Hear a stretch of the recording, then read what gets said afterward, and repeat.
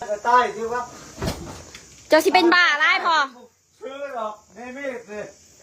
แค่ว่ามีดใครสิสิเป็นบ้าไรเด้อไอ้ไผ่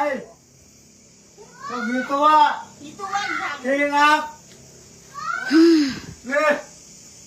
นี่ดิเบิ้งที่ดิฮะอาบ้าบ้าคนเกินใครไอ้เขาเรียกปีค่ะไอ้ใครเจ็บตับน้ำผงเจ้าเด้เนาะเท่าแล้วบ่จักอ้ายเพราะว่าพอ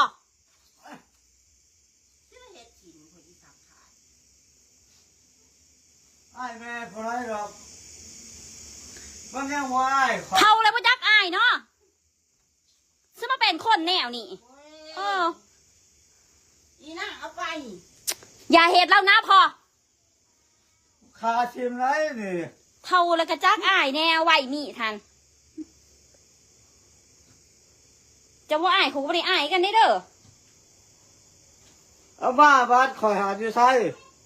ให้มันนี่เชื่อมันนี่เขาบอกเขาเห็นหรอกให้เสียหายแต่บาปอื่นหูเห็นหูรู้จะซ่องมือแล้วสภาพโอ้ยเนาะ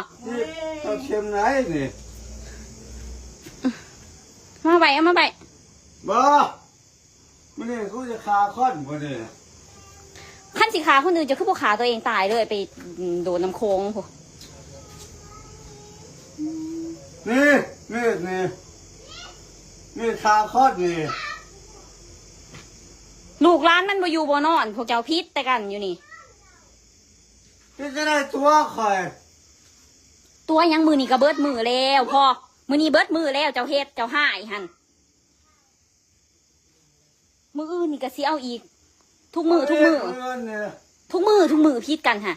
คือบ่แย่กันอยู่ซะมาเอามีช่างเกียร์โอ้ยยังไม่สะอาดเนาะมาปาดเอาอีนั่นสิเอาปาดข้อเจอที่วัดเสือกเอาโอ้ยพอเอ้ยเอามาไว้โอ้ไพ่สิมาหักขนนี้เอานี่โอ้ไพ่ชมหัวเจ้าไพ่วัดเสือจะรอคนเงินนี่อยู่แต่ว่าพอสมองมันเลยแล้วก็ขาดให้ดีแม่มันวะที่ไม่ใช่อีกอย่าเหตุแล้วนะใต้อยู่ดีเขาจะมีอันหรอกแล้วสีลงคืออันไปแล้วก็ยังมาหนีอยู่โอ้ยขาดไม่ได้เสียผู้ขาดขาดเจ้าหันอยากหายว่าใดเงือเอาเงินให้เมียแล้วแวมเมียบ่ให้อยู่ให้นอนน้ำจะสันยังสี่ขอได้ยินอยู่หรอกจะเบาค่ะบ่ให้นอนจะเลยแต่นอนกลางงงนอนยังบ่ได้ขอเข้าใจอะไร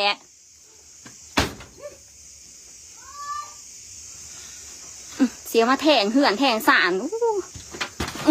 ตู่ประต่างพิษแต่กันได้ลูกไก่ล้านเลยเคยยังแต่ก็ยังพิษกันเลอะอยู่อันนี้เอาเชือไว้กู้ฮะเสื้อยังอีกเสื้อที่สั่นอีกวัดคอยชาวบ้านก็รู้มันฮะให้คอยช่องมือเลยดูเขาหายเงินมาหายอ่ะเราเห็นเงินเจ้าเฮ้ย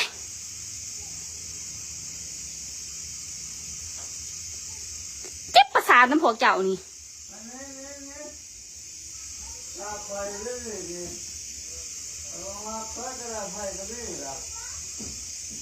เป็นแน่นี่ลูกร้านเขาโบหักเด้อเท่าสีตายเดี๋ยวบ่มีสีหักเอาจากดี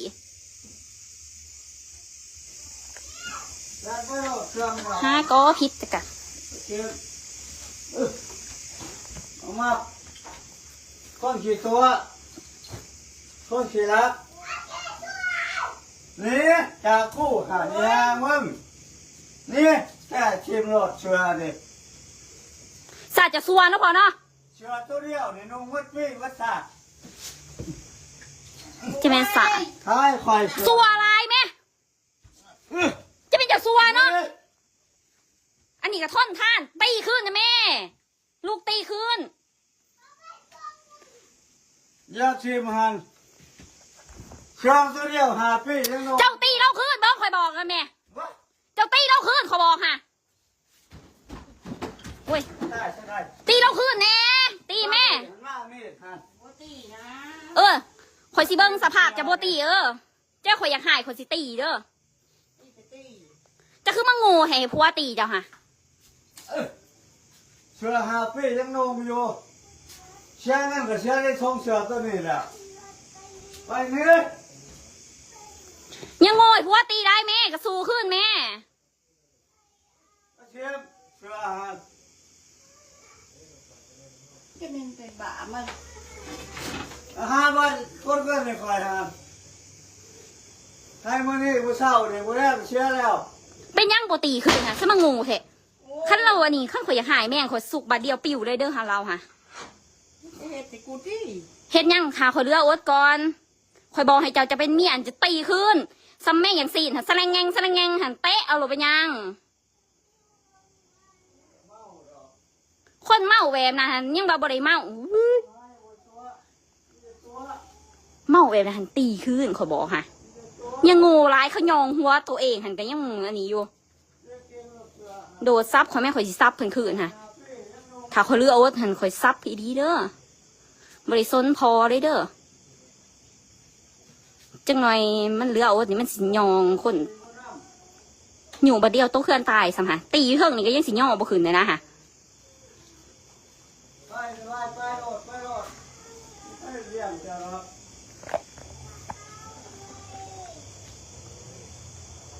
ตัวมันจริงบ่เลี้ยงดอกมันเว้าแล้วเลี้ยงบ่กอดเลี้ยงอ้า โอ้หลอกเสยอาร์ตไป น้องก็น้องคือหมานี่น้องน้องคน